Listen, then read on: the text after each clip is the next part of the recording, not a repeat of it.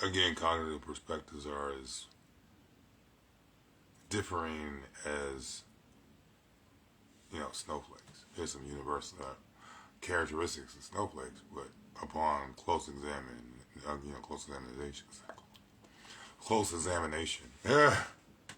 you'll recognize that, snowflakes are different to the point that no two of them are alike. I was talking about the sophistication, the complexity of the particular type of biological organism that we human beings are, and how unique of a biological organism that we are. Not just a neurobiological organism, which we are, a part of a unique class of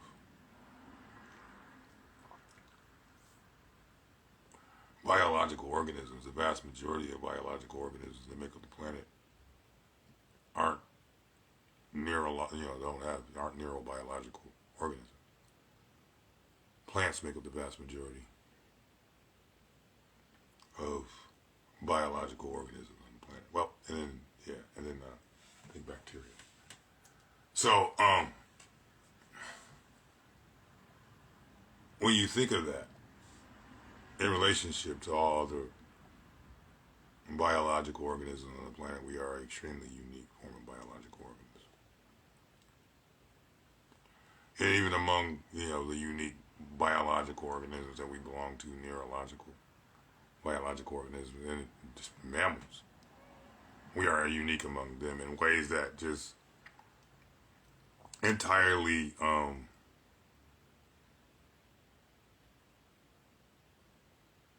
differentiate us as almost as a species. I mean, from other animal life forms where, it's human and then it's animal. Then it's, plant and then or vegetable and then mineral. We're at the top of the food fucking chain. And it's really our fitness to survive. It's not that we're the strongest. I would be to argue that we're not necessarily the fucking, the smartest. But we are the most adaptable. So therefore, since we're the most adaptable, it makes us the most fittest to survive.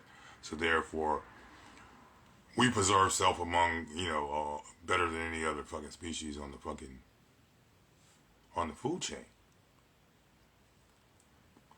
To the point that the greatest threat to fucking human beings are fucking human beings. And you kind of need some type of threat, though, in order, outside of the fucking actual environment, which is constantly trying to kill us. We are the second most, greatest threat to us, ourselves. And I think that's something that we can correct as a species. We can correct the threat that we present to ourselves as a species because it's counter to the natural selection directive. It makes us less fit to survive. So therefore, self-preservation is less likely to occur in relationship to our less likelihood of adaptation. It has a lot to do with our intersubjective agreements and the unhealthy nature of our intersubjective agreements, where we can't agree on something like, global climate change, which directly threatens our sustainability. And it's because of other intersubjective agreements that we developed that interfere with the acceptance of that potential threat to us as a species, in which we need to make a consensus, have a consensus on, and reach some type of healthy intersubjective agreement on how we're going to go ahead and deal with it.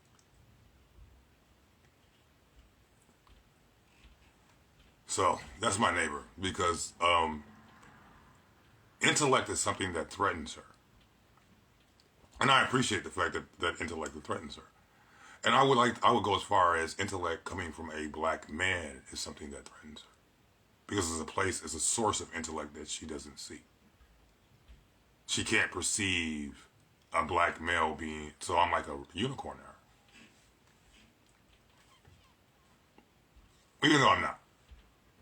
Because she obviously has a narcissistic personality disorder, and if she doesn't, she has all the symptoms of one. So her world perception is limited to her world experience. regardless if there are things that exist outside of her world experience, those things don't really exist because they don't actually enter into her world experience. They only exist on the you know the perimeter of her world experience, her life experience. So they're not actually real. And if any reflection of their reality occurs within her actual life experience and her little vortex, then she has to deny it, reject it. Now, that's just a theory. I'm not, hypothesis kind of.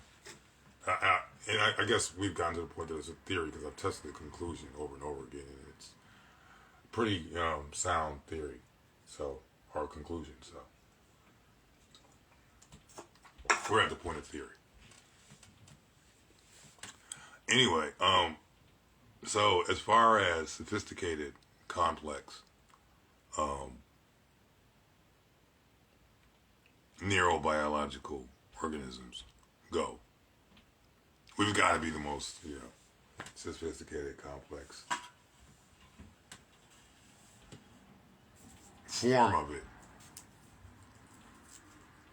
And since we've reached this kind of like apex, it's again back to this idea of the inherent nature of consciousness in the information that the entire universe is based on. That's information physics.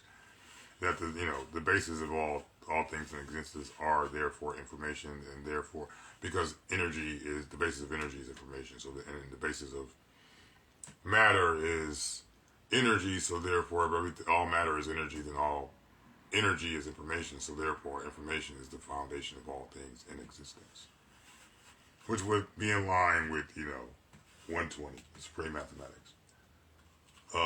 As far as the Asiatic black man is concerned, well, supreme alphabet, Asiatic black man is concerned. But then, knowledge. Yeah, knowledge is one, yes, which is the Asiatic black man, which is mathematics, which is the foundation of all things in existence.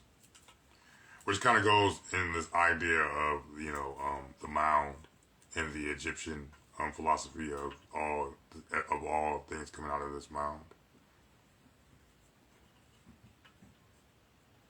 I know she's this Egyptian cosmology, Kemetu cosmology, and she's gonna have a problem with me being able to articulate Egyptian cosmology and place it in the context of this,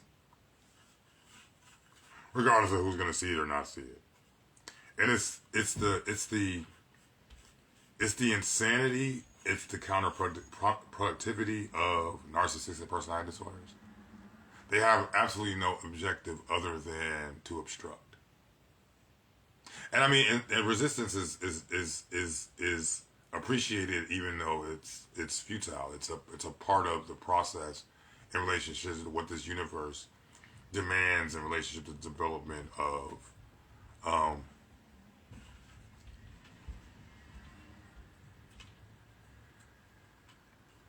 any particular pursuit. The more resistance that's applied, the more refined the action.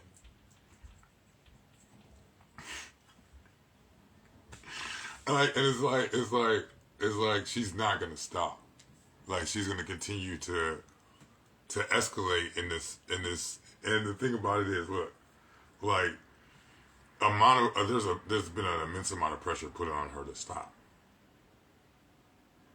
But regardless of how much pressure that's been put on her to stop, she's still going to continue to escalate.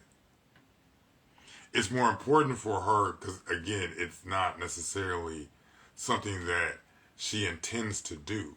It's something that she's weaponized and given herself permission to do in relationship to justifying her inability to control herself. Because it really is just a weaponization of a lack of impulse control.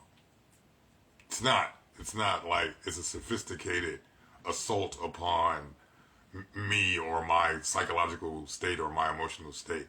Even though that sometimes that is, alhamdulillah, the desired outcome. It's more of an instinctive desired outcome than it is an intuitive or a well thought out or a premeditated outcome. even though the behavior is premeditated, because it's something that she most likely fantasizes on a regular basis about, trying to get a rise out of me, because she's made me in her imagination her enemy, her nemesis. I'm now, there's this ongoing conflict which that's really going on inside of her that she can't take responsibility for. So I am the most available surrogate for this ongoing conflict that's going on with her, that she can now blame on somebody, that's something external, instead of taking the opportunity to look inside. Because that's the problem with narcissistic personality disorders. They have a problem with looking inside, and that's a incredible boundary in relationship to psychological or trauma recovery or psychological development of any kind, because it requires someone to be reflective. And if you can't be reflective, you can't look inwardly and see some type of problem, or take responsibility for the problems inwardly, you can't make the necessary steps towards trauma recovery and psychological development, because of the fact that you can't take responsibility for the parts you play in the ongoing cycle of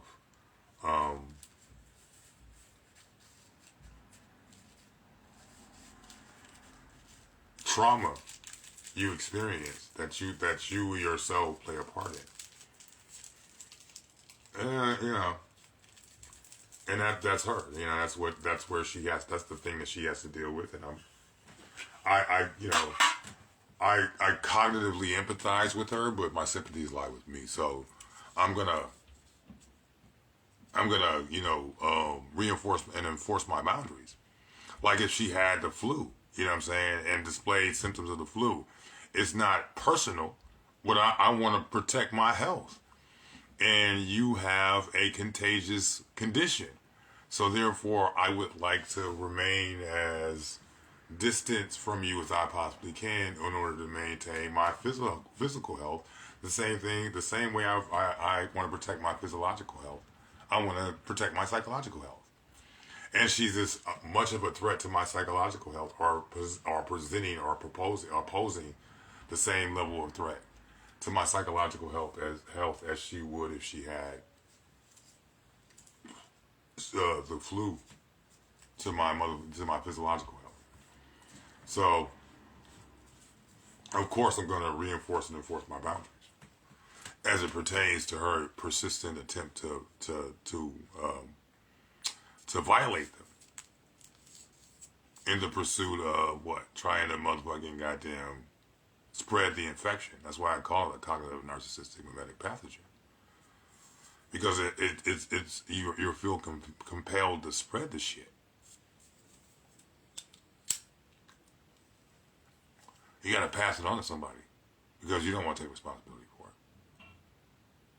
And because you don't want to take responsibility for it, you're always looking for somebody to trauma bond with in order to make them take responsibility for it. Now, that's the same thing in relationship to the codependent. The codependent is always looking for a narcissist. And that's the kind of dynamic in relationships. See, because that's where I had to look at a relationship that at the forefront of my mind is the thought that you're creating. That's why I ended up with Courtney. You know what I'm saying? That's why I ended up with that's why I got this bitch over me. Because I attracted this based upon the codependent's desire to have a narcissist to blame for their shortcomings. You know what I'm saying? This is why I advocate that the codependent moves from this concept of being an empath to cognitive empathy to the point of being an authentic narcissist, being the anticipant of the pseudo-narcissist, the individual with a narcissistic personality disorder, which is not authentic narcissism, because it's based in a lack of self-esteem. That's the underlying cause for the behavior that is classified as a narcissistic personality disorder. If you're an authentic narcissist, then you got authentic fucking self-esteem. That's why you could accept being called a narcissist. Like, if you call an authentic narcissist, they'll own that shit. Tell you they're a narcissist. The person that will not tell you they're a narcissist and will not own narcissism and try to deflect narcissism on you is somebody with a narcissistic personality disorder. that in itself tells you they're not authentic narcissists because they can't own that shit. I'm gonna leave it there.